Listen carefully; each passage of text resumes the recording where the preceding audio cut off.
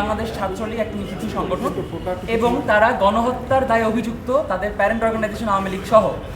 তাদের এমন একটা গণহত্যার দায় মাথায় নিয়েও তারা প্রতিনিয়ত তাদের ফেসবুক পেজ এবং তাদের যারা পরিচিত মুখ আছে তাদের ব্যক্তিগত প্রোফাইল ব্যবহার করে সাইবার স্পেসকে ব্যবহার করে জঙ্গিবাদমূলক উস্কানি দিয়ে আসছে। তারা প্রকাশ্যে দাবি করছে জয় বাংলার লড়াই বলে তারা বাংলাদেশে একটা গেরিলা যুদ্ধ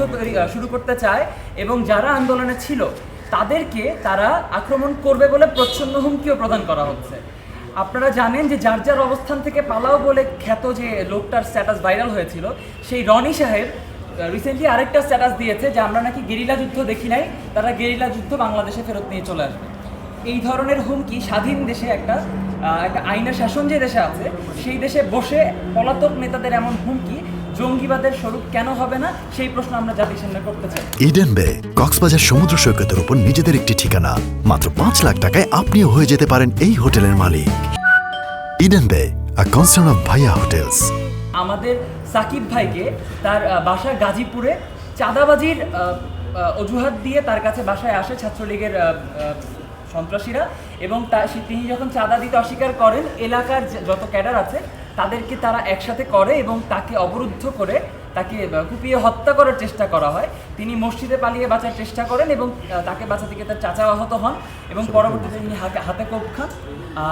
এবং এই ধরনের ঘটনা প্রতিনিয়ত ঘটে আসছে বলে আমরা দেখতে পাচ্ছি এবং আমরা খুবই কনসার্ন যে আসলে আমাদের নিরাপত্তার বিষয়টা কি রাষ্ট্র নিশ্চিত করতে পারছে কি পারছে না। কারণ ছাত্রলীগের যে ক্যাডাররা, হিটম্যান খ্যাত ক্যাডাররা যারা হচ্ছে তৃণমূল পর্যায়ে আমাদের উপর আন্দোলন চলাকালীন সময়ে আক্রমণ করেছে, গুলি করেছে, তারা এখনও 5টা মাস তারা ঘুরে বেড়াচ্ছে, ফ্রি ঘুরে বেড়াচ্ছে এবং তাদের মধ্যে বিন্দুমাত্র অপরাধবোধ তো নেই। ছাত্রলীগের যে ব্যক্তিগত অফিসিয়াল ফেসবুক গ্রুপগুলো আছে সেখানে এই টার্গেট কিলিংয়ের শিক্ষার্থীদের লাশের ছবি দিয়ে তারা বলছে আলহামদুলিল্লাহ আলহামদুলিল্লাহ আলহামদুলিল্লাহ। এই ধরনের ঘটনার সুষ্ঠু একটা বিচার করতে হবে এবং আমরা এই জন্য ট্রাইব্যুনালের দ্বারস্থ হয়েছি, কারণ আমরা যারা আন্দোলনকারী আছি তারা গণহত্যার মামলার সাক্ষী এবং সাক্ষীদের এবং ভিকটিমদের নিরাপত্তা দেওয়ার জন্য বাংলাদেশে আইন আছে এবং সেই আইনের ব্যবস্থার প্রতি সম্মান রেখেই আমরা আদালতের দ্বারস্থ হয়েছি। 2000 শহীদের রক্তের উপর দাঁড়িয়ে যে নতুন বাংলাদেশ, আমরা নতুন বাংলাদেশের স্বপ্ন দেখেছি, সেই বাংলাদেশে আমাদের বিপ্লবীরা কেন শহীদ হবে, সেই বাংলাদেশে কেন আমাদের সহযোদ্ধাদের রক্ত ঝরবে, এই সমস্ত বিষয় আসলে আমরা আজকে অপরাধ ট্রাইব্যুনালে এসেছি এবং ট্রাইব্যুনাল আমাদেরকে আশ্বস্ত করেছেন তারা আমাদের বিপ্লবীদের নিরাপত্তা নিশ্চিতের জন্য আইন শৃঙ্খলা রক্ষাকারী বাহিনীকে যথাযথ নির্দেশনা প্রদান করবে। পাশাপাশি আমরা এটুকু আপনাদের মাধ্যমে জাতির কাছে জানাতে চাই যে আমাদের প্রাইভেট বিশ্ববিদ্যালয় শিক্ষার্থীদের আন্দোলনের ফলশ্রুতিতে মূলত আজকের এই জুলাই অভ্যুত্থান বা জুলাই অভ্যুত্থানের যে স্পিরিট, এই স্পিরিটকে আমরা প্রাইভেট বিশ্ববিদ্যালয় যেভাবে লালন করি সেই স্পিরিটটা আমরা আসলে ধরে রাখতে চাই এবং আমাদেরকে যদি প্রাইভেট বিশ্ববিদ্যালয় শিক্ষার্থীদেরকে আবারও রাজপথে নেমে আসতে বাধ্য করে সেই ক্ষেত্রে আওয়ামী লীগ এবং পতিত যে স্বৈরাচার তাদের অবস্থা যে খুব বেশি ভালো হবে সেটা আমরা ভালো হবে না সেটা তাদেরকে আমরা হুঁশিয়ারি করে দিয়ে বলতে চাই। পাশাপাশি আমরা আমাদের জায়গা থেকে এতটুকু স্পষ্ট করতে চাই যে এইভাবে সাইবার স্পেসে বা বিভিন্ন দেশের বাইরে থেকে বিশেষত আমাদের পার্শ্ববর্তী দেশ থেকে যারা হুমকি ধামকি দিচ্ছে আমাদেরকে